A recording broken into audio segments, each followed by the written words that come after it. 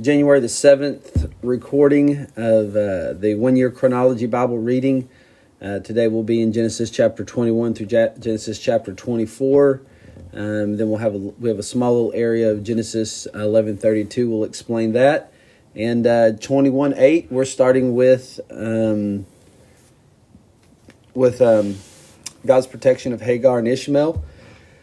And they're being cast out. So Isaac's now born, chapter 21, verse 8. And the child grew and was weaned, and Abraham made a great feast on the day that Isaac was weaned. So, Isaac here, Isaac, he's probably somewhere in the 1 to 5 year range. Isn't that very broad? So 1 to 5 year range. But Sarah saw that the son of Hagar, the Egyptian, whom she had borne to Abraham, laughing. Isn't that interesting? We have Abraham laughed, Sarah laughed at God's announcement that they're going to have a child in their old age. Isaac's name is Laugh. And now we have Ishmael. Ishmael is over here laughing, Now, the interesting thing, Ishmael here, so Abraham was, says that Abraham was 86 when Ishmael was born.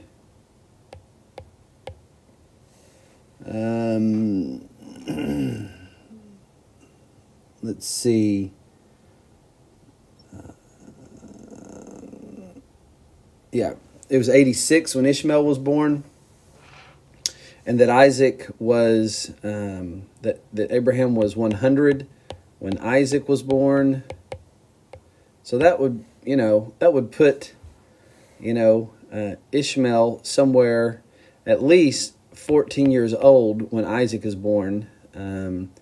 That's Ishmael right here. So at least, I guess you could say,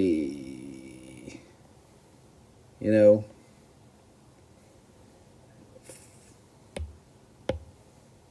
could say that Ishmael right here, this is Ishmael, 14 years old. But now we've got, how old is Ishmael right here? Well, the child grew and was weaned 1 to 5 years. So if he was, 14 when Isaac was born, we've got 1 to 5 years. So we're thinking probably Ishmael here, he's anywhere in the range of probably, of course, at the earliest 14, but that'd be early weaning. If you go 1 to 5 years, he could be anywhere from 14 to 19 years old, right? So that's Ishmael right here, 14 to 19-year-old, making fun of the situation, laughing, mocking. So this doesn't set well with Sarah. Sarah had already cast out Hagar in the past, and now we're going to see this happen again. And he's laughing. This laughing is not just a kind of a light thing. Like this has some intentional malice behind it. If you were to read Galatians chapter 4, I'll write this in here for you. Galatians chapter 4, and you were to read verses 28 through 31. It's a terrible looking one. Let me read it for you to kind of give you a frame of context of, this wasn't just like a silly kind of laughing. There was something more behind it. It says in Galatians chapter 4, "Now you, brothers, like Isaac, are children of promise. But just as at the time he who was born according to the flesh," and that is referencing Ishmael, "him whom was born according to the Spirit, so also it is now. But what does the scripture say? Cast out the slave woman and her son, for the son of the slave woman shall not inherit the son of the free woman. So, brothers, we're not children of the slave woman, but are free." So notice he says this, "But just as at that time he who was born according to the flesh persecuted him who was born according to the Spirit." Now, in the text, Paul is making some parallels between Isaac and Abraham. Isaac representing the Spirit, Ishmael representing the flesh. And then he even says that in the text about persecuting Isaac. So this was more than not just like a, just like a light laughter or anything of that nature. No, this was a mocking. This was a despising. I mean, it says, Paul says persecuting. So things aren't very good. You can already see the animosity that exists already at this point, and that it will be perpetrated for generations later, even still to this day. The descendants of Isaac and Ishmael are at war with each other, even still today. Don't we see how far sin can take?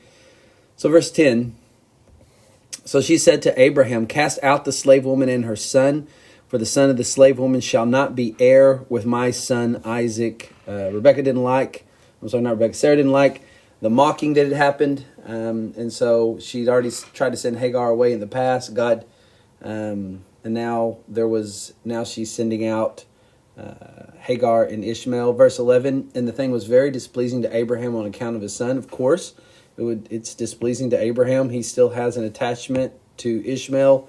It is his son. But God said to Abraham, do not be displeased because of the boy and because of the slave woman. Whatever Sarah says to you, do as she tells you, for through Isaac shall your offspring be named. So the Lord says, hey, well, you got to protect the promise, and the promise is going to come, through Isaac. And, if Ishmael's here, he's going to continue this persecuting of Isaac and could really endanger the promise that's coming through your seed, through Isaac, from Abraham to Isaac, to Jacob, to the formation of Israel, eventually to the Messiah. Notice this. And God said to Abraham, do not be displeased because of the boy.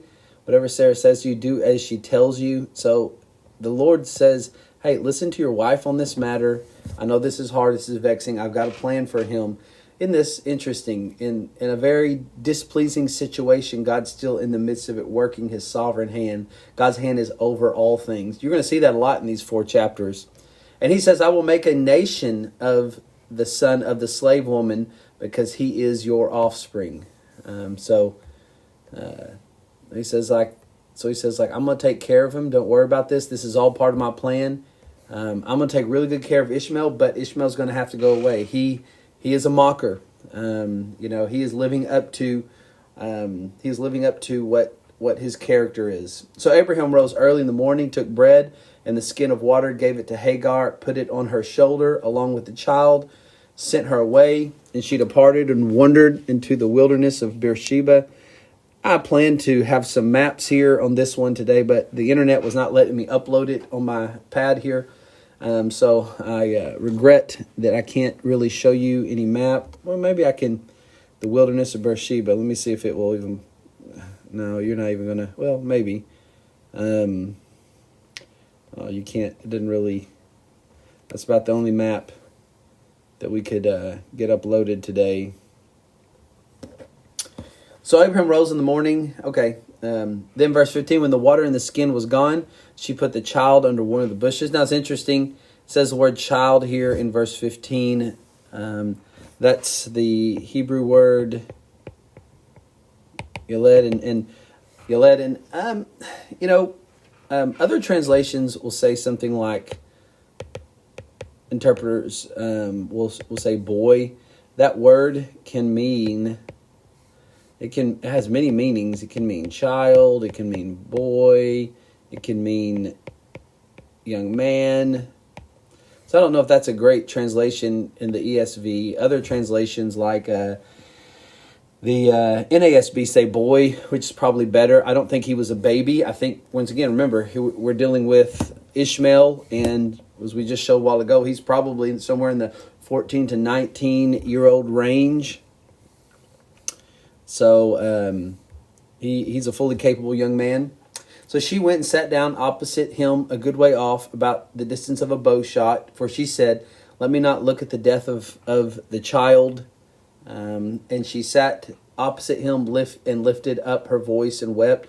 I know some people, when they read this story, they think like, oh my, I mean, like she just abandons this little bitty baby, this little baby, she just abandons him. But I would say, like, no, I think he's, remember, he's somewhere between 14 and 19 years. But it was hurt. I mean, it was a desperate situation where she was at. And it was a hard situation. And it's true that that she had some despising towards Sarah once she had Ishmael. And true Ishmael as despising towards Isaac. But also I would like to say that Hagar probably didn't have a lot of options in her life, a lot of choices. If you are in some kind of servitude, you probably had to do a lot of what you were told to do. And God heard the voice of the boy, and the angel of God called to Hagar from heaven and said to her, "What troubles you, Hagar? Fear not, for God has heard the voice of the boy where he is. Lift up the boy, hold him fast in your hand, for I will make a great nation of him." And as you read through, the genealogy of Ishmael, I mean, a great nation did come from great peoples came from him. Then God opened her eyes, and she saw a well of water, and she went and filled the skin with water and gave the boy a drink. It calls him, that's a different Hebrew word used here, but now they're calling it boy. And God was with the boy, and he grew up, and he lived in the wilderness and became an expert in the bow, an expert hunter. He lived in the wilderness of Paran, and his mother took a wife for him from the land of Egypt. At that time, Abimelech and Phicol, the commander of the army, said to Abraham, "God is with you." So now we're back at Abraham. He's already had a run-in with Abimelech in the past. Kind of lied to him about the relationship with Sarah. That he called her. That he denied that she was at first his wife. Then he kind of used this flimsy thing of like, well, she's my half sister. We have the same dad, different mom. Which that's a whole nother story. We could talk about another time, but not here. At that time, Abimelech and Phicol, the commander of the army, said to Pharaoh, "God is with you in all that you do." So everybody in the land of Canaan, all these other rulers, they realize that God is with them. They have seen Abraham prosper. Although Abraham doesn't have any land he owns, but his sojourning, they could see that God had prospered him. They can see that he had that great military defeat against the kings of the east. They can see how the Lord walks with him, and they know it. They know it. A pagan people know when God is among his people, and so they even realize it. And by the way, this is just more evidence that God is going to protect his promise. You see the favor he has in the land of Canaan at this point. "Now, therefore, swear to me here by God that you will not deal falsely with me or with my descendants or with my posterity," Abimelech says. "But as I have dealt kindly with you, so you will deal with me and with the land where you have sojourned." So, isn't this interesting? What an indictment on Abraham's ethics that Abimelech would have to say that, like, don't deal falsely with me or my descendants. But at the same time, you can see the strength of God's promises, that God, in spite of Abraham and who he was, God had a bigger plan, and that even Abimelech can recognize that there's going to come a future where, Abraham's posterity they're going to control the land. He can see the handwriting on the wall, and so he wants to set up his posterity well. He wants a covenant to be cut with Abraham. And Abraham said, "I swear." And Abraham reproved Abimelech about a well of water, about Abimelech's servants had seized. Abimelech said, "I do not know who has done this thing. You did not tell me, and I have not heard of it till today." So Abraham took sheep and oxen, gave them to Abimelech, and the two men made a covenant. So they took these animals, they made a covenant, they cut these animals in half. They created a covenant saying, may this happen to us if we don't keep this agreement. Abraham set 7 ewe lambs of the flock apart. Abimelech said to Abraham, "What is the meaning of these 7 ewe lambs that you've set apart?" He said, "These 7 ewe lambs you will take from my hand, that this may be a witness for me that I dug this well." Therefore the place was called Beersheba, because there both of them swore an oath. So they made a covenant at Beersheba. And Abimelech and Phicol, the commander of the army, rose up and returned to the land of the Philistines. Abraham planted a tamarisk tree in Beersheba and called there on the name of the Lord, the everlasting God. And Abraham sojourned many days in the land of the Philistines. A couple things I want to point out here. So, people are recognizing, and at this point, he doesn't have any. There's nothing he owns in this land. He doesn't own property yet. He doesn't have, property rights or anything at this point. We'll discover here in a little bit, he'll eventually have a burial plot of field for Sarah, for his posterity.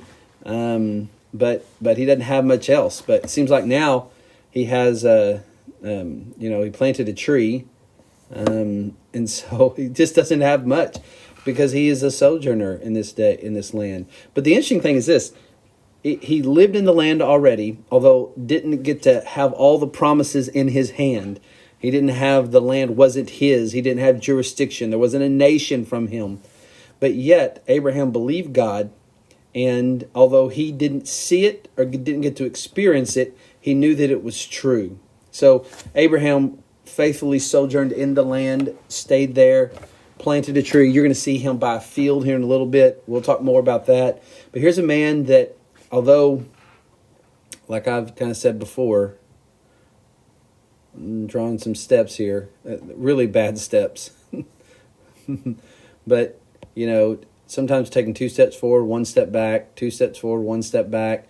But you're still trending upwards. And this is Abraham's life. He's takes some steps back, some steps forward. God has a bigger plan. God has his hand on Abraham. God, the true hero of all this, is not Abraham. Abraham is not the final hero of everything. Abraham could never do anything he could do without Yahweh. Yahweh had his hand on him at every point. Even look at Abimelech here. How deceitful he'd been with Abimelech. Even Abimelech now is still questioning some of Abraham's ethics, but yet he realizes that the Lord, the everlasting God, is with him. Abraham is here in the land. He's got nothing to his name. He's still a sojourner, still living in tents. And Hebrews chapter 11 reveals that ultimately, what Abraham was looking for, a city whose builder and maker is God. He was looking for glory. That's the only thing that will ultimately satisfy. We are all sojourners here. We're looking for a city. We're looking for a city. We're looking for glory.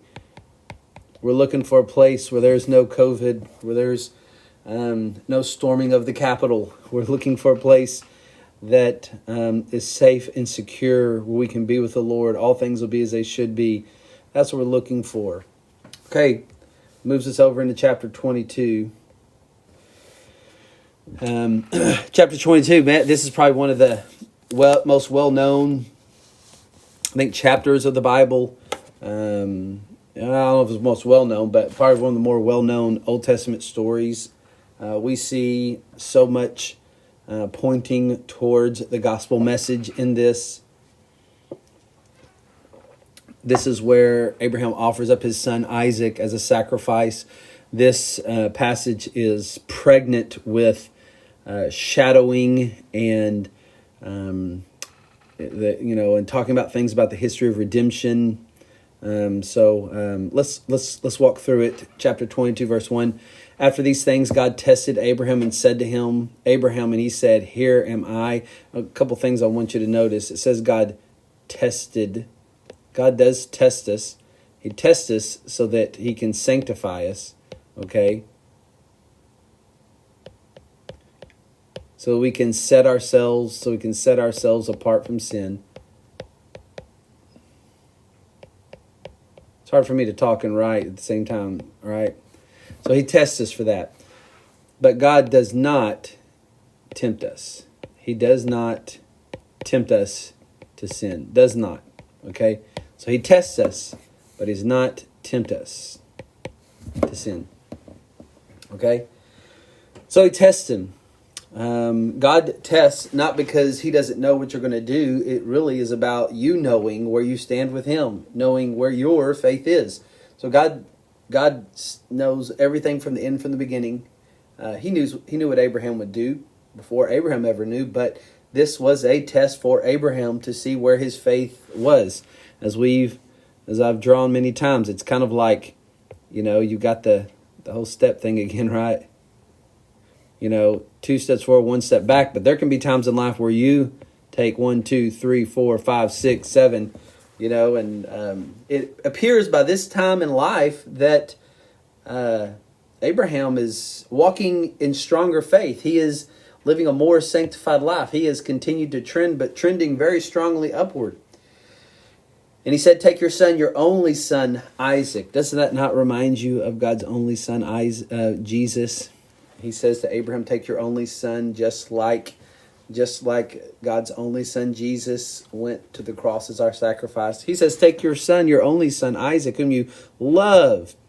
Go to the land of Moriah. Interesting about the land of Moriah, in the place where he sacrifices. This is where the temple in the future would be. The temple where sacrifice would happen, where communing with God would happen at this same place later in history. But this is where the sacrifice of Isaac would happen, and offer him there a burnt offering. Let's see. On the mountains of which I tell you. So Abraham rose early in the morning, saddled his donkey, took 2 of his young men with him, and his son Isaac, and he cut the wood for the burnt offering, and rose and went to the place of which God had told him. He's obeying the Lord. He's doing it. He took 2 other young men with, and his son Isaac. How old is Isaac at this point? Not really sure. Obviously he's not a baby who's just got weaned. We can see in the next chapter that Isaac is about 37 when his mom Sarah dies. We're not really sure, but I think he's a lot older. You see picture him as kind of like a very helpless boy who's screaming out. I don't think that. Actually, you got to think, Abraham at this point, he's at least 100 plus. By the next chapter, Sarah's death, he is 137. So so he's 100 plus. And then you kind of get some indicators of just how strong, Isaac might be, how mature he might be. Some think he's probably in his 15 to 20-year-old. We just don't really know. We know he's not 37. We know he's not, 1 to 5 in the weaned time period. So they're going up here. On the 3rd day, Abraham lifted up his eyes and saw the place from afar. And Abraham said to his young men, stay here with the donkey, and I and the boy will go over there and worship and come again to you. Okay? So Abraham, and you got to think, he'd already sent his other son Ishmael away, and now here's the son. Here's all the promise. Ever since Abraham was 75, here's the boy, and he's going to go sacrifice him. Well, that's going to end the promise. But yet he had faith in the promise of God. Okay? He had faith. And what I want to point out, faith is not being gullible. Faith is not being gullible. A lot of people think faith is gullibility.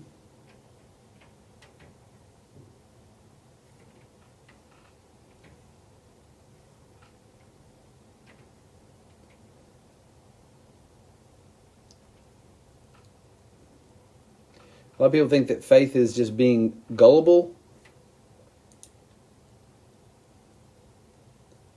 All right. But it's not. Actually, I'm just realizing here. Hold on. Let me correct this here. People think faith is gullibility. Let me just spell this. Trying to talk while I write sometimes is not very easy.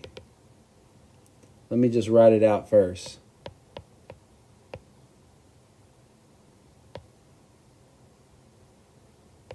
Some people think that faith is just being gullible, right? Or, faith is this idea of, just kind of an ignorant hope so. So a lot of people think faith is, okay? But no, faith has substance. There's the faith that you see here. There is substance. There's substance to this. Abraham is doing this because he's already seen God make a covenant with him. He's already seen God call him. He's seen God be with him, prosper him, victory over the kings of the east, circumcision, and the miracle of having a child. So God has given him all the evidence of faith and belief that he could go and he could make this sacrifice. Okay, so faith and belief, fully convinced that what God has promised. So he's going to go do it, but he trusts that I will come again. He's like, the boy and we will come again to you. He's not sure how, but in the end, he knows he's going to come. And he's already seen God resurrect. He has seen God resurrect Sarah's womb so that they could have the child Isaac, at Sarah in her old age at 90. And if God could do that, then God could do the same and resurrect Isaac if he sacrificed him. He's fully convinced of the resurrection power, and that resurrection power is key and essential for our faith. You cannot be a Christian if you not believe in the resurrection of Jesus, and he believed in the resurrection of what would happen to Isaac. He just knew that they were coming back. So Abraham took wood and the burnt offering and laid it on Isaac his son. So this kind of tells us how old, or at least how strong, Isaac was at this moment. He said he gave him wood of the burnt offering and laid it on Isaac his son. If you're going to lay it on him, he must be strong enough to carry this wood. So I think he was strong. And he took in his hand the fire and the knife, so they went both of them together.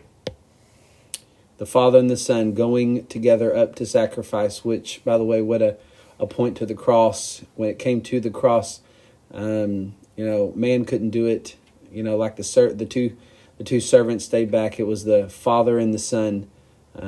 You see on the cross, there's an exchange, between the father and the son there. There's an exchange of conversation on the cross. You see Jesus saying, Father, why have you, forsaken me? The Father's pouring down his wrath. It's just an event that at this time, only father and son could go up to this mount of sacrifice, just like only the father and the son, could go up to the hill of Golgotha. Then Isaac said to his father Abraham, My father, he said, Here am I, my son. And he said, Behold the fire, the wood, but where is the lamb for the burnt offering? Abraham said, God will provide for himself the lamb for the burnt offering, my son. So they both of them went together, which, by the way, when John the Baptist comes on the scene, in John 1:29, he says, Behold, the Lamb of God that takes away the sin of the world, referring to Jesus.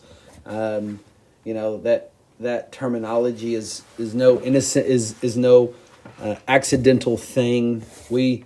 This reminds us and points us to the ultimate Lamb of God that would come. God will provide himself a lamb, son. God did provide a lamb to take away our sins. So they went both of them together. And they came to the place of which God had told him. Abraham built an altar there, laid the wood in order, and bound Isaac his son, and laid him on the altar on top of the wood. It says he bound, so everybody pictures this idea of Isaac struggling. But I'm not so sure, especially as obviously this points forward towards the work of the cross. Jesus willingly went towards the cross. He was bound on that cross, but it was not in the end the Romans that put him there. Jesus decided to go there. He surrendered himself to them to be bound, but that was all his decision. It was completely voluntary. And knowing the strength of Isaac to bring that wood up, he has enough intellectual ability to question where's the sacrifice for the burnt offering. I think this was, I think it was completely voluntary about what was happening. And Abraham reached out his hand, took the knife to slaughter his son. And wow, what? You understand the bigness of this. There's this huge promise for him to do this. Huge promise. He's going to carry through with it. He trusted the Lord can resurrect him. The Lord resurrected Sarah's womb, can resurrect Abraham. The Lord's going to provide a sacrifice. He just doesn't know, but he trusts the Lord. His faith has grown that strong. His faith was in the character and promise of God. Although, 1 + 1 did not equal 2 in this situation, he knew that God was faithful. His character could be trusted. Key and essential for our life is resting in the character of God, what he is like. But the angel of the Lord called to him from heaven and said, Abraham, Abraham. And he said, Here am I. And he said, Do not lay your hand on the boy or do anything to him, for now I know that you fear God, seeing you have not withheld your son, your only son, from me. By the way, the terminology of that phrase reminds me of Romans 8. Romans 8:32. It talks about if God did not withhold his wrath against his son, how would he not give us all things freely? How do we know God loves us? Well, God did not withhold his son from us, withhold his son from bearing and absorbing the wrath of God that our sins deserve. God did not withhold Jesus from being the second Adam to undo all the curse of what the first Adam threw us into. Abraham lifted his eyes, verse 13, looked, and behold, behind him was a ram caught in the thicket by horns. And Abraham went and took the ram and offered it as a burnt offering instead of his son. So Abraham called the name of the place, The Lord Will Provide, as it is said to this day. And on the mount of the Lord it shall be provided. Of course, later this mount, this mount would be, where the temple would be. And even, there were 3 feasts that you were to basically go back to Jerusalem and go back to this mount each year. We don't really have time to talk about those particular feasts, but, that everything is happening is setting up for the future, and all the things that God has Israel do in the future, it sets things up, which, by the way, remember that they're receiving this book, before they go into the promised land. And so it has huge meaning for them. Verse 15, the angel of the Lord called Abraham a second time from heaven and said, By myself I have sworn, declares the Lord, because you have done this and have not withheld your son, your only son. I will surely bless you, will surely multiply your offspring as the stars of heaven, as the sand that is on the seashore. Your offspring shall possess the gates of your offspring shall possess the gate of his enemies, and your offspring shall all the nations of the earth be blessed, because you have obeyed. So Galatians talks about offspring in a singular form, and talks about this referring to Christ. But we also would have, the offsprings that would be the children of Israel, but also would be us, those who are the children of Abraham. So, God reiterates the promises. Not only land, but ethnic Israel, spiritual Israel is to come, but also, referring to Christ, the ultimate offspring from Abraham. So Abraham returned to his young men, and they arose and went together to Beersheba, and Abraham lived at Beersheba. Now, all these things it was told Abraham. So it's interesting. So that's kind of, oops. All right. That kind of transition to the next kind of phase here. We go to the end of chapter 22, and we find that now Abraham gets some report of what's going on with his ancestors, far off, back in Haran. Now these things it was told to Abraham. Behold, Milcah also was born children to your brother Nahor. So he basically says that your brother has had 8 kids. This is good news for Abraham, because Abraham doesn't want to pick a wife from the pagans that he lives among. He wants a wife from his own kindred. So here are the names. You got Uz, Buz, Kemuel, Chesed, Hazo, Pildash, Jidlap, and Bethuel. Okay, and from Bethuel we've got Rebekah. Bethuel fathered Rebekah. These 8 Milcah bore to Nahor, Abram's brother. So I wanted to have you a genealogy map, but I couldn't get it to upload. But this is good news. This is setting up the story. Once again, why is some of this genealogy really good? Well, because from this genealogy, we're going to get Rebekah. This is where we're going to see in another chapter, in chapter 24, that Abraham's servant finds a wife for his son. So this is why this kind of genealogy is important. It's important information for Abraham to know. It's important information because in chapter 24, Abraham tells his servant, go to my kindred. So he knows, like, hey, mate, wait a minute. I've got a brother, I've got a brother who's got 8 kids, and from those 8 kids are more children, okay, or more kids, and maybe we could find a wife, for my son of my kindred, okay, and that, of course, one of that was Rebekah. So this is important. This is why you see this kind of in the story frame. Moreover, his concubine, whose name was Ramah, bore Tabah, Gahash, Tahash, and Micah. Okay, so that ends chapter 22. Let's bump over to chapter 23. This is now where Sarah dies, but yet, so we've got the promise. One wonders, if Sarah, how much Sarah, we just don't know how much Sarah knew little about the sacrifice. I mean, how clued in was she about this? Did she know? Did Abraham discuss with her? We just don't know. If she did know anything about this, certainly this took years off her life. I have no idea.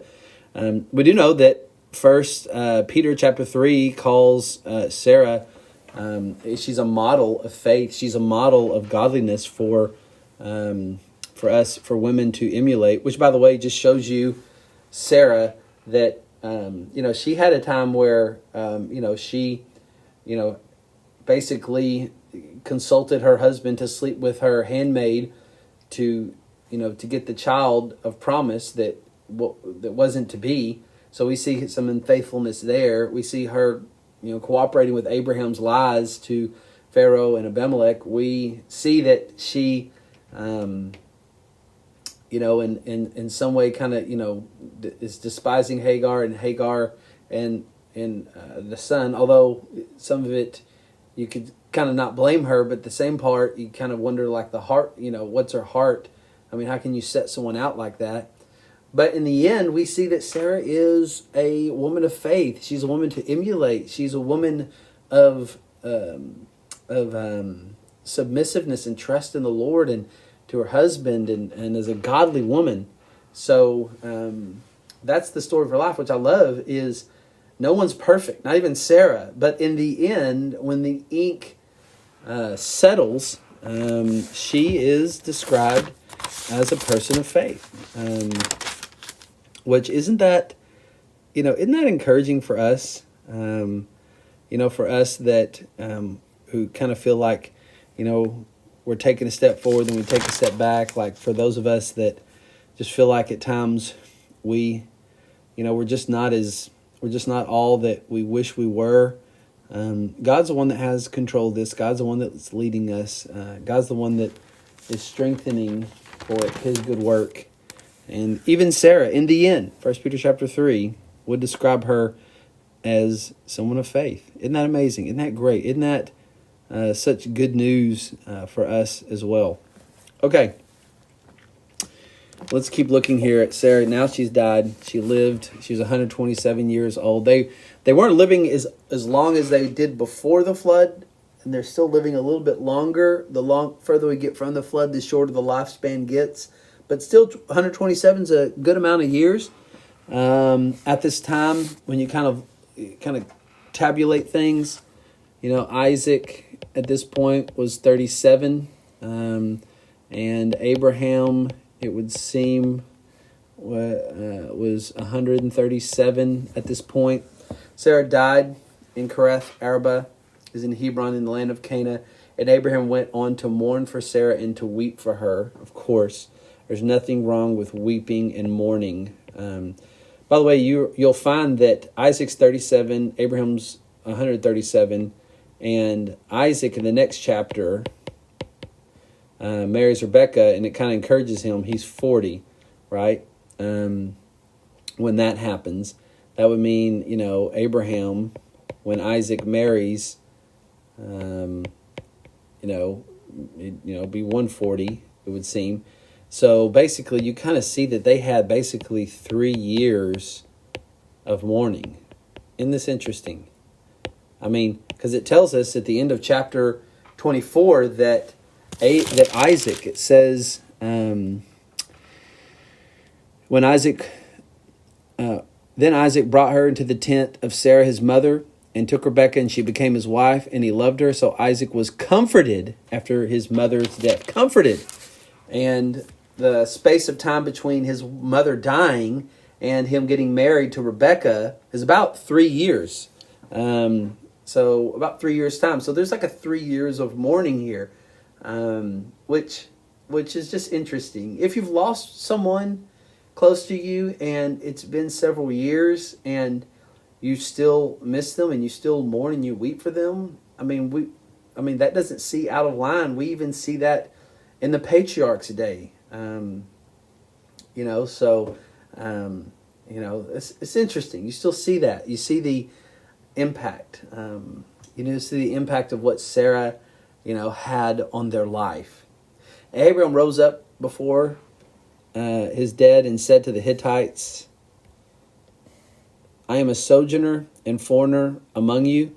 Give me property among you for a burying place, that I may bury my dead out of sight. Now, what's interesting is you typically went back and buried in your ancestral place, which for Sarah, that would have been Ur the Chaldean, or I guess you could have gone to Haran, but it would have been in the Fertile Crescent in Mesopotamia. However, he says, no, we're sojourner here, but I want a burying place for her. I want to bury her because this is the land of promise. So you see, even Abraham here, where he's trying to bury her, shows that he has faith in God's promise. God promised a land and a posterity, and then ultimately the Messiah. He wants a burying place. Him having a burying place for her means that's going to be where he's going to be buried, which also means that's where Isaac's going to be buried, and would be in the future, because he doesn't know this yet, but in the future, if Isaac has a wife. So he goes to the Hittites, these people in the land. The Hittites answered Abraham, hear us, my Lord, you are a prince of God among us. Even the Hittites, even the pagans are starting to realize, like, wait a minute, this Yahweh,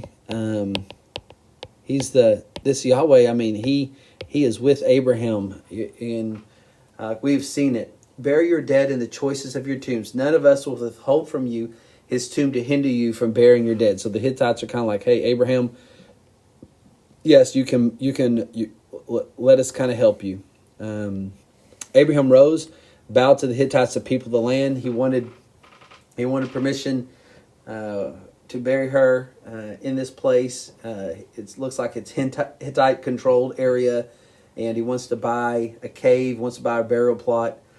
And he said to them in verse 8, if you're willing that I should bury my dead out of my sight, hear me and entreat for me Ephron, the son of Zohar, that he may give me the cave of Machpelah, which he owns. It is at the end of his field. So Abraham just wanted a cave right here at Machpelah, and he just wanted to bury Sarah there, and would be a chance to bury his posterity, him, and listen, he was a sojourner in this land. He didn't own anything except, I guess he planted a tree, near the well in Gerar, near Abimelech, but he doesn't really own anything. This will be the first thing he owns. And the first thing he owns in the promised land is something that reminds us of death. So he just wants this cave for the full price. Now he says, give me. It doesn't mean that Abraham didn't want to buy it. Abraham wanted to buy it, which he owns at the end of his field. For the full price, let him give it to me in your presence as property for a burying place. So he says, I just want to buy this cave, want to bury. Now Ephron was sitting among the Hittites, and Ephron the Hittite answered Abraham in the hearing of the Hittites of all who went in at the gate of the city, says, no, my lord, here, I give you the field. I will give you the cave that is in it. So Ephron says, no, not only the cave, but the field. So, you've got the cave, and Abraham just wants to buy that. But it ends up that he's got to buy all that as well. Now, just because he says, I give you, that doesn't mean that Ephron was given. He'd still have to pay. In the sight of the sons of the people, I give it to you, bury your dead. So Abraham bowed before the people of the land. And which, by the way, I think Abraham had plenty of scratch to buy that whole field. Abraham bowed down before the people of the land and said to Ephron in the hearing of the people of the land, but if you will hear me, I give you the price of the field, accept it from me, that I may bury my dead there. And Ephron answered Abraham, my lord, listen to me. A piece of land worth 400 shekels of silver, what is that between you and me? Bury your dead. Abraham listened to Ephron, and Abraham weighed out for Ephron the silver that he had named in the hearing of the Hittites, 400 shekels of silver, according to the weights current among the merchants. So the field of Ephron in Machpelah, which was in the east of Mamre, the field with the cave was in it, and all the trees that were in the field throughout this whole area was made over to Abraham as a possession in the presence of the Hittites before all who went in at the gate of the city. After this, Abraham buried Sarah, his wife, in the cave of the field at Machpelah, east of Mamre, that is in Hebron, in the land of Canaan. The field and the cave that is in it were made over to Abraham as property for the burying place by the Hittites. So we see some interesting things. It's now Abraham has property, more than a cave. He's got a field. He's got, more than a cave, but he's got this, field. He's got a place. He's got a possession. We find later, you'll find that Isaac and Rebekah are buried there. Jacob and Leah. It's an anchoring point for his posterity. This buying of this field, one, he's just trying to buy a cave, but then you see God sovereignly overshadowing. He now has a field, a little bit of a more down payment for what's going to happen later on when the children of Israel come and occupy the land. But so we find that, and what grace that is that the Lord brought that about. Now he has property. Now he has a place. It's an anchoring point. Him burying Sarah there is kind of the final disconnect from their old life before in Ur the Chaldeans or in Haran. Isn't this interesting what the Lord does? Now he has property. Now, this is a huge thing for him to want to bury her there so bad. It's Abraham saying, I believe in God's promises. I believe what God has promised he will bring to fruition. And as you've already seen this, if you've been reading, Abraham has been unfaithful so many times, but God is faithful to his promise and his covenants and what he's doing. And the scriptures tell us in Philippians chapter 1, verse 6, that he who has begun a good work in you will perform it to the day of Jesus Christ. This is what I love about when you are a follower of Jesus, you know that the saints of God will persevere to the end. And where we are faithless, God is faithful. I mean, even in this, who's once again, who's the hero of this chapter? It's the Lord. The Lord's moving and giving him more than a cave, but a field, and giving him a posterity. I mean, the Lord is the one that's prospering Abraham. And you're even going to see here in chapter 24, as we go to finding a wife for Isaac, Rebekah, that once again, the hero is the Lord. But before that, here's what you do find in the chronological reading. You find a look in the reading. It says, take a look at Genesis 11. And it wants you to take a look at Genesis 11 in verse 32.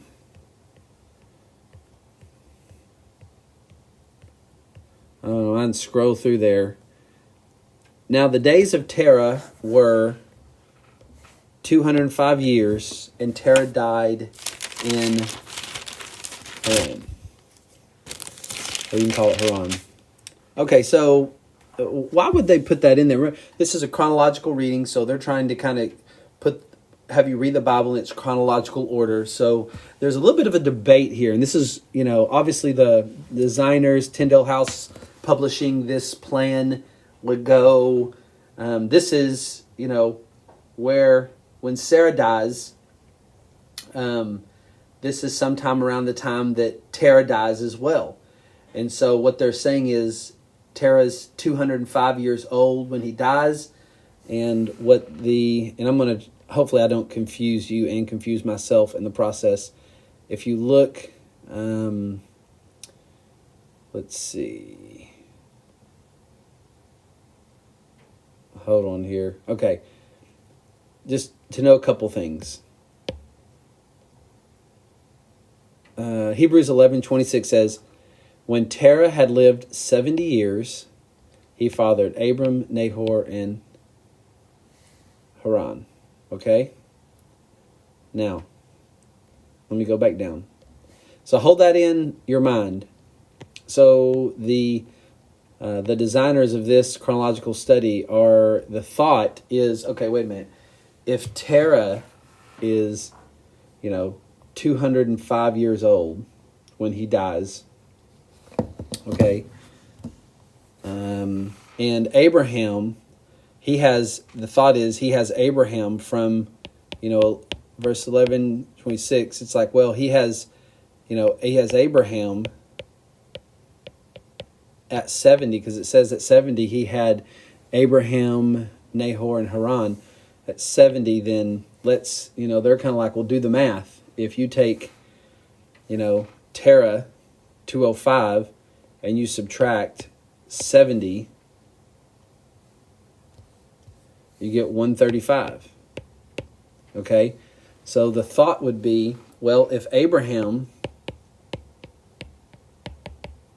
is 135, then that means that's when Terah dies. If Terah dies at 205 and Terah has Abraham at 70, and we see in the text that when it comes, if Sarah is 120, we just read about Sarah being 127 years old means that when Sarah dies, Abraham is 137, because Abraham was 10 years older than Sarah. So the thought of the people who designed this were, well, hey, then this must have been when Terah died. That would mean that when Abraham left Haran, and that Terah was still alive, and he left Terah at 75 and started, into finishing off the rest of the trip into the promised land of Canaan. So that's why they put that there. However, I would say that I don't think this is accurate, because when you read Acts chapter 7, verse 4, it seems to indicate that Terah first dies, right, in Haran, and then Abraham leaves and finishes off the journey to Canaan. Right? So that would mean that really Terah, when he dies at 205 years old, that means that Abraham, already leaves out. Okay, so if that's true, that Terah dies at 205, and we know that Abraham basically in chapter 12 of Genesis, it says, "And Abraham went as the Lord told him, and Lot with him. Abraham was 75 years old when he departed from Haran." So if Terah dies at 205 and Abraham is 75 years old, then some would go, well, actually, no, Abraham was actually,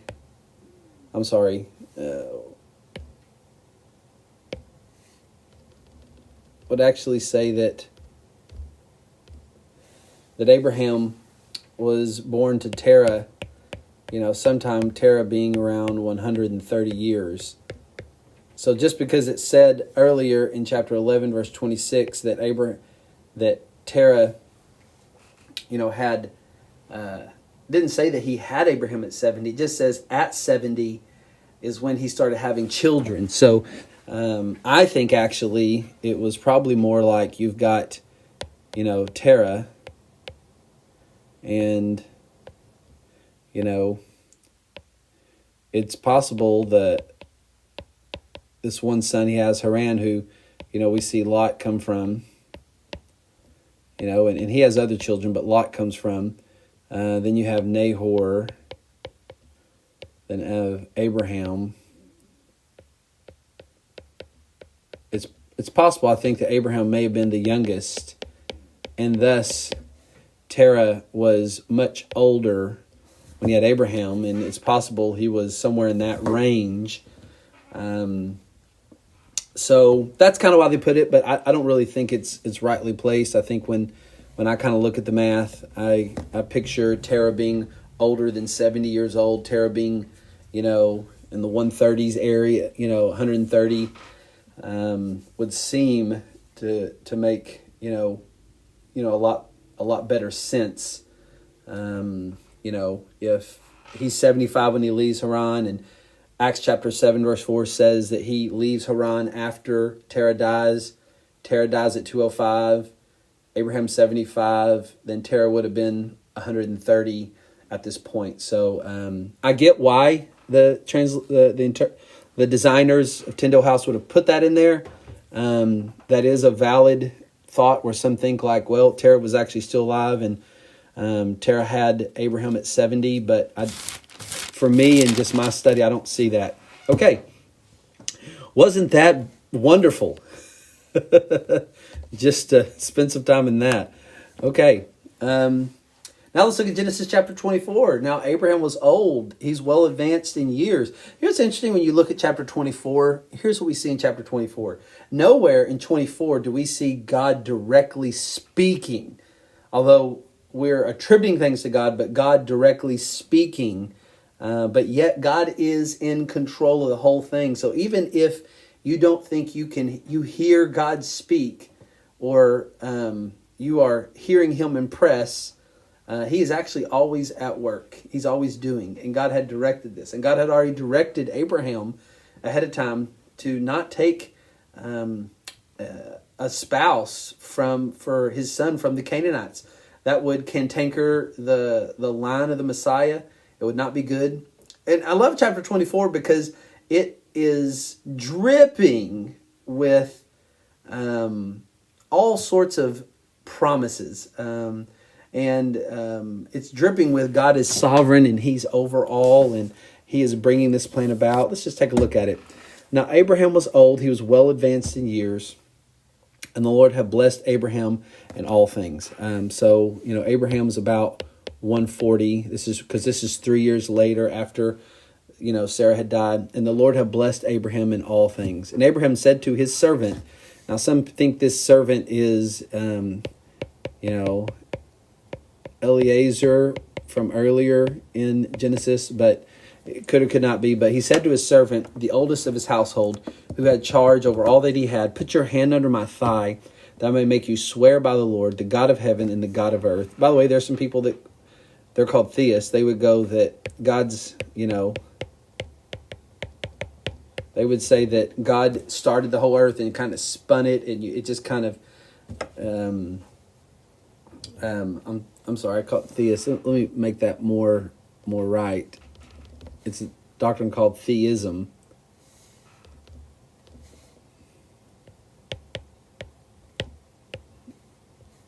Not theist, but theism.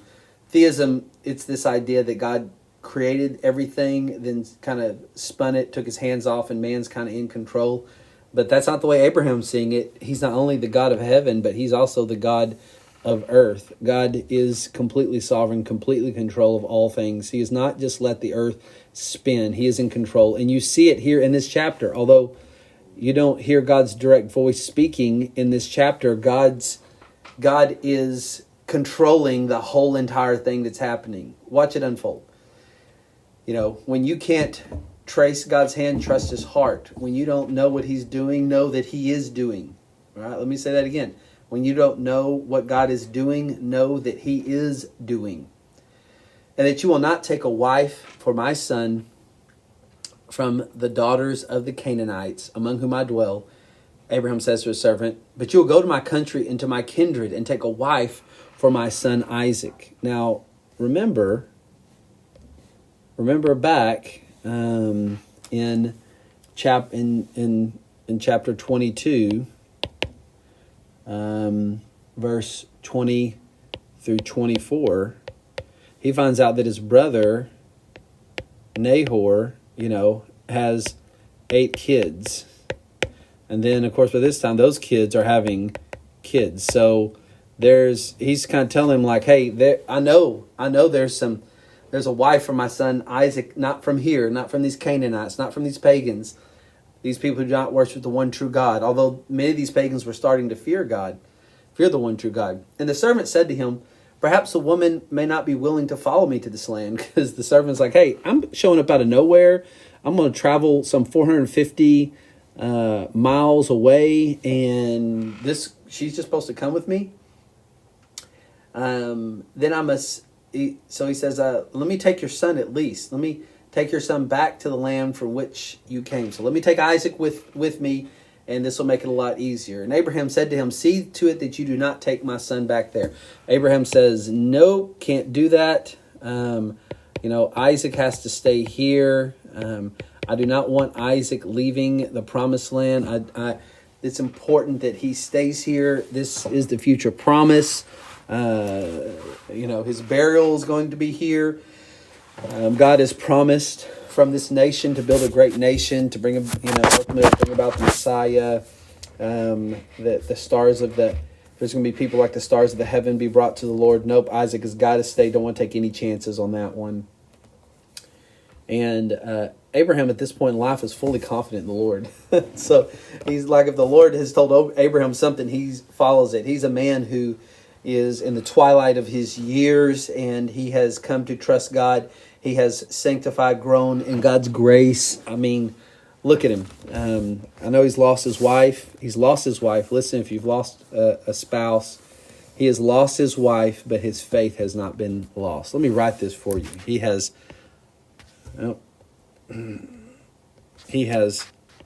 lost his wife,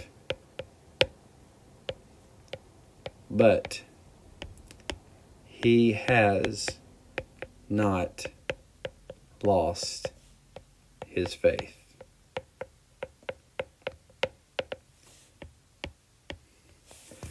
Sarah was precious to him. A great, exceedingly promise. Lost his wife, but he didn't lose his faith. So he said, no, you'll find her. She'll come with you. He's fully confident. The Lord, the God of heaven, who took me from my father's house, from the land of my kindred, who spoke to me and swore to me, to your offspring I will give this land. He will send his angel before you, and you shall take a wife for my son from there. But if the woman is not willing to follow you, then you will be free from this oath of mine. Only you must not take my son back there. So he tells the servant, can't do it, can't take my son back. You're going to have to go without him. So the servant put his hand under the thigh of Abraham, his master, and swore concerning him. So this is just a huge promise of him putting it under the thigh. That was very intimate place. The thigh would be connected to the reproductive organs, and so this was a huge pledge that the servant was, put out on. Then the servant took 10 of the master's camels. I don't forget 10 camels, right? And a camel can drink about 20 gallons, in one setting. Okay, just remember that one. Departed, all sorts of gifts for his master. I mean, if you're going to show up out of nowhere, you better have a lot of gifts to kind of show that, Abraham could take care, Isaac could take care of your daughter. Okay, he needed to prove that. He needed to be a very impressive entourage. So he rose up and went to Mesopotamia, to the city of Nahor. I had a map that I was going to try to show this to you. I just couldn't get internet stuff working. Let's see. Where you go. So you kind of see it here at the top. You kind of see where it is. It's about a 450-mile track. It's a pretty big track from where they were at the time, down here. So in Beersheba. So, wait a minute. No, I'm sorry. It's not up here. Nahor would, it'd be much further north of Haran. I wish I had another map to show you, but it's about a 450-mile track. So just think, how far is he going? It's 450 miles, basically. That's a 450-mile track with these 10 camels and all this kind of stuff, his whole entourage. And he made the so now the servant gets there. He made camels kneel down outside the city by the well of the water at the time of the evening, the time the women go to draw water. So now he's there. And he said, O Lord, God of my master Abraham, please grant me success today and show steadfast love to my master Abraham.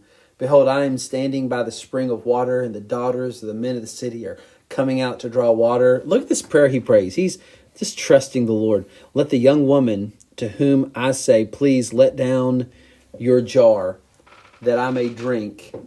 And who shall say, drink, and I will water your camels. Let her be the one whom you have appointed for your servant Isaac. By this I shall know that you have showed steadfast love. That's the Hebrew word hesed. It's the never-ending, never-stopping, loyal love of God.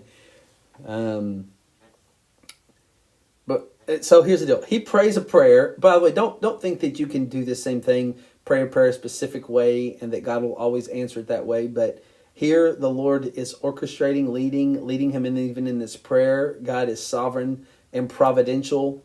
And so he says, basically, I'm coming here. I'm going to come to the well, and whoever offers me drink and my camels, which that's a lot of. So he's got 10 camels. A camel could do up to 20 gallons of water in a setting here, especially maybe a thirsty camel that had just gone 450 miles. That's like 200 gallons, right? That's a huge thing. But he would know that if there was a girl that was willing to get 200 gallons of water for his camels and for him, so basically in the end, he was really looking for someone who was a servant. And so, if you're not married and you're looking to be married in the future and you're wondering what are some character traits that God wants, a servant. What was Jesus? A servant. What does God want? Servants. Okay. Watch this servanthood that Rebekah has. And before he had finished speaking, behold, Rebekah, who was born to Bethuel, the son of Milcah, the wife of Nahor, Abraham's brother, came out with a water jar on her shoulder. So we've got Rebekah. She is Nahor's grandchild, granddaughter, and Nahor was Abraham's brother. And the young woman was very attractive in appearance, a maiden with whom no man had known. She went down to the spring and filled the jar and came up. So she comes out, she's getting water for the household, just like any woman would be doing that evening. And the servant ran to meet her and said, "Please give me a little water to drink from your jar." And she said, "Drink, my lord." And she quickly let down her jar upon her hand and gave him drink. I mean, she is hospitable. I mean, she is kind. And she's already such a servant-oriented person to offer this water. Now, go to the next step. When she had finished giving him a drink, she said, "I will draw water for your camels also until they have finished drinking." For everything I understand, camels drink a lot. He's got 10 camels. Camels can drink up to 20 gallons. So you're looking at her going out and drawing 200 gallons of water. I mean, like that. Now that's the top of the shelf here. I don't know if that was how many, but camels drink a lot of water, and this was a lot of work. So she quickly emptied her jar into the trough and ran again to the well to draw water, and she drew for all the camels. I mean, this Rebekah has a servant character that is incredible. The Lord used it. And the man gazed at her in silence to learn whether the Lord had prospered his journey. He gazed at her. He was just so thankful that the Lord answered that prayer. Has the Lord ever answered a prayer? And did we make sure we were thankful? The thankfulness of how he answers prayer, even when they're small. He's gazing at her, wondering if the Lord has prospered. God has sovereignly brought this about. God is always working, always working. He is, even when you do not know what he is doing, he is always doing. I'm going to write that for you, just so you have it. When you don't know what he is doing, he is always doing. When the camels had finished drinking, the man took a gold ring, weighed a half shekel, 2 bracelets on her arms weighing 10 gold shekels, and said, Please tell me whose daughter you are. Is there room in your father's house for us to spend the night? He knows that God has providentially led him to Rebekah by God's sovereign hand. God is in complete control of the promise. God will fulfill his promise. God will provide the right wife for Isaac to continue to bring. Once again, the hero of the scriptures is not man. Although this servant prayed and was used by God, but ultimately we see that it is God that's the one that's leading the servant. It is God that gives the servant the prayer to pray. It is God providentially doing all this. Verse 24, she said to him, I am the daughter of Bethuel, the son of Milcah, whom she bore to Nahor.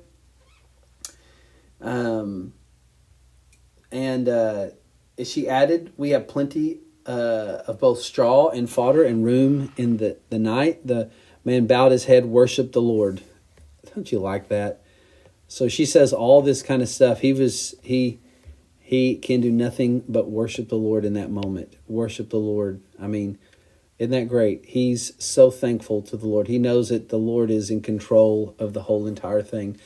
Verse 27, and said, Blessed be the Lord, the God of my master Abraham, who has not forsaken his steadfast love or his faithfulness towards his master.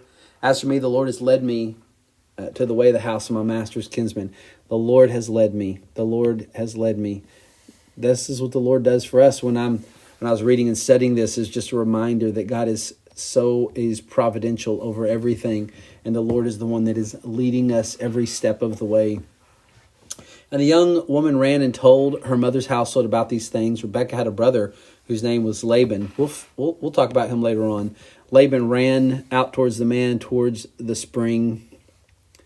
As soon as he saw the ring and the bracelets on the sister's arm and heard the words, Rebekah, his sister, thus the man spoke to me, he went to the man, and behold, he was standing by the camels at the spring. And he said, come in, O blessed of the Lord. Why do you stand outside? For I have prepared the house and a place for the camels. So the man came to the house and unharnessed the camels and gave straw and fodder to the camels. And there was water to wash his feet and the feet of the men who were with him.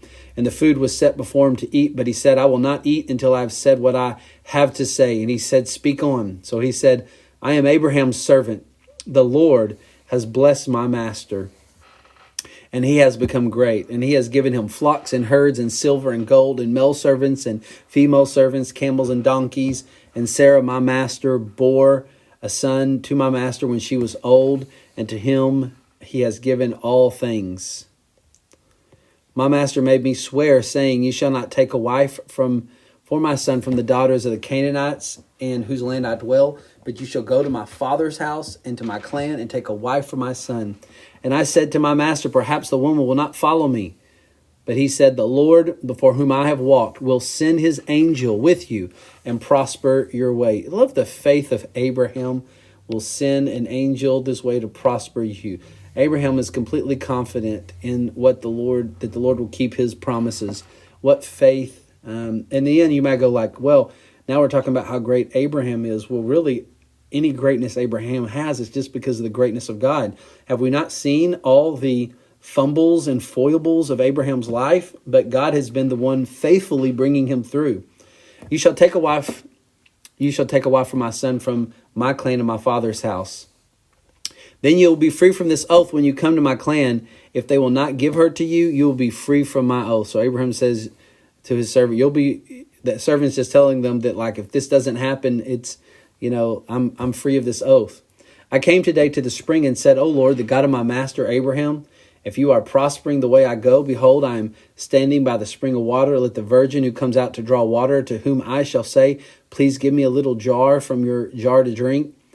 And who will say to me, drink, and I will draw out your camels also. Let her be the woman who the Lord has appointed for my master's son. This servant prays a big prayer, and the Lord delivers.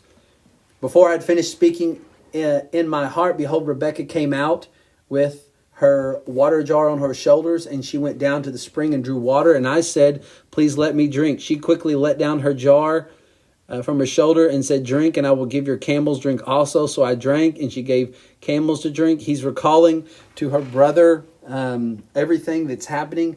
Then I asked her, whose daughter are you? She said, the daughter of Bethuel, of Nahor's son, who Milcah bore to him. So I put a ring on her nose and bracelets on her arms. I mean, he's just saying, like, I knew this was exactly, this was exactly what God wanted. But I bowed my head and worshiped the Lord and blessed the Lord, the God of my master Abraham, who had led me by the way to take the daughter of my master's kinsman for his son. Now then, if you are going to show steadfast love and faithfulness to my master, tell me. If not, tell me that I may turn to the right hand or to the left. So he basically says like I believe that God has led me to Rebekah, and she should marry Isaac, whom she has never seen. A couple things I just want to point out here. One is this: prayer. God had a plan, but that did not negate the need for prayer. He's praying, and God answers prayer, right? And what we have is this: we have Eliezer praying, but the way he's praying He's praying in God's will, because he's praying biblical prayers. In the sense I say biblical prayers, I'm saying God had told Abraham, do not get a wife from the Canaanites. Go to your kindred. And so he's there praying a very biblical prayer. Lord, lead me in this. Lead me to this kindred. Let this happen exactly as you have instructed my servant. So we have biblical praying here. Now he wants to know. He makes the big ask. Then Laban and Bethuel answered and said, the thing has come from the Lord. We cannot speak to you, good or bad. Behold, Rebekah is before you. Take her and go, and let her be the wife of your master's son, as the Lord has spoken. Then Abraham's servant heard their words. He bowed himself to the earth and before the Lord. And the servant brought out jewelry and silver and gold and garments and gave them to Rebekah. He also gave to her brother and to her mother costly ornaments, kind of like you've got some dowry going. And he and the men who were with him ate and drank, and they spent the night there. Then they rose in the morning, and he said, send me away to my master. Her brother and her mother said, let the young woman remain with us a while, at least 10 days after she may go. But he said to them, do not delay me, since the Lord has prospered my way. Send me away that I may go to my master. And they said, let us call the young woman and ask her. And they called Rebekah and said to her, will you go with this man? And she said, I will go.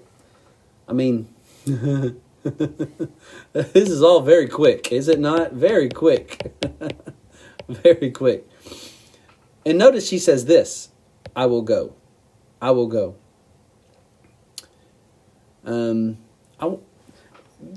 thing I want you to understand about the story, that many commentators in pointing that you have, the parallels of Rebekah being the bride that is needed for the promise, and her response,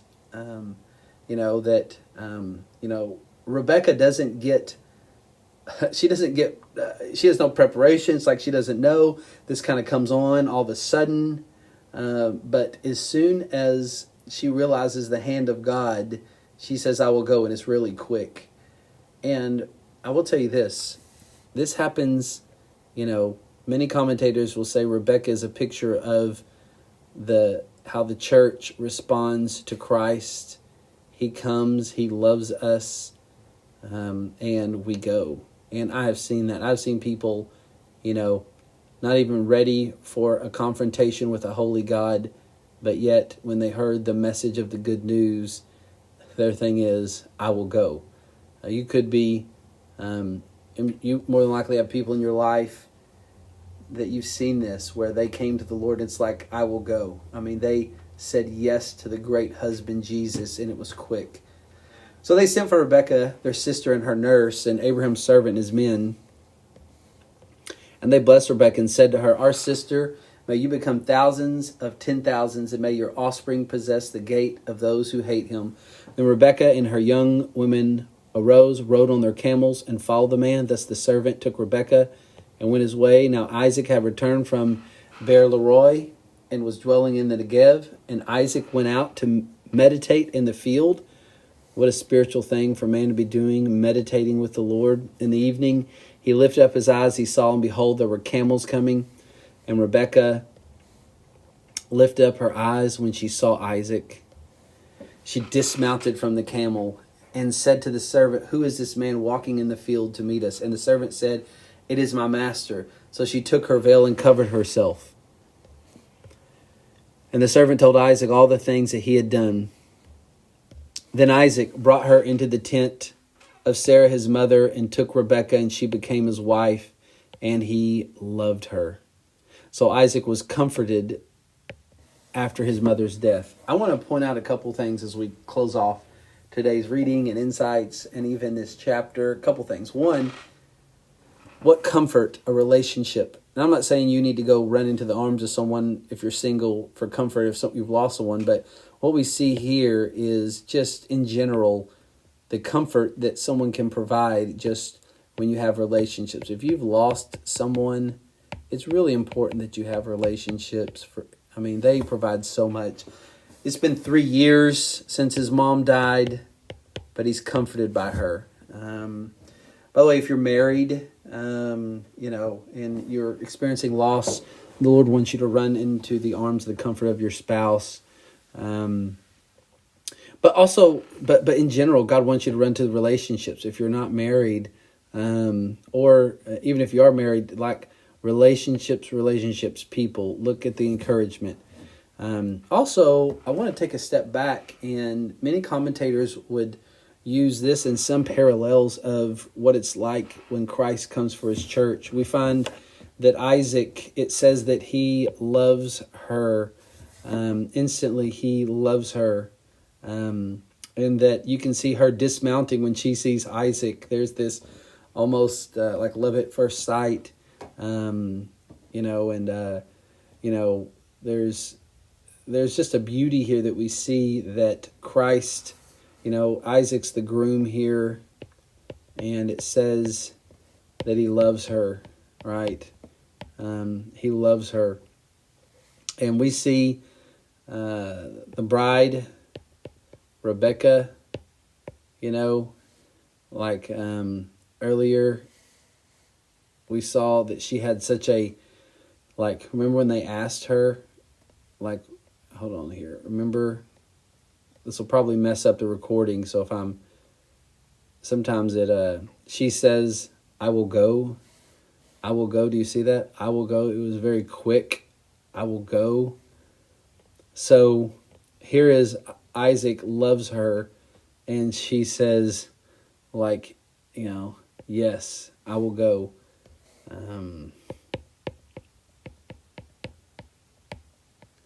Isn't this really how it works with us when we come to Christ? 1 John 4:19, we love him because he first loved us. Isaac loves her, and when the call to come to the groom comes, she says, I will go. This is how it works even still today when it's talking about us coming to Christ. We love him because he first loved us. And there are some parallels that some theologians take this servant and talk about some parallels we see between the servant and the Holy Spirit. That the servant goes out and woos and draws her to the groom. And we see today this is the ultimate thing. The Holy Spirit is the one who is drawing people to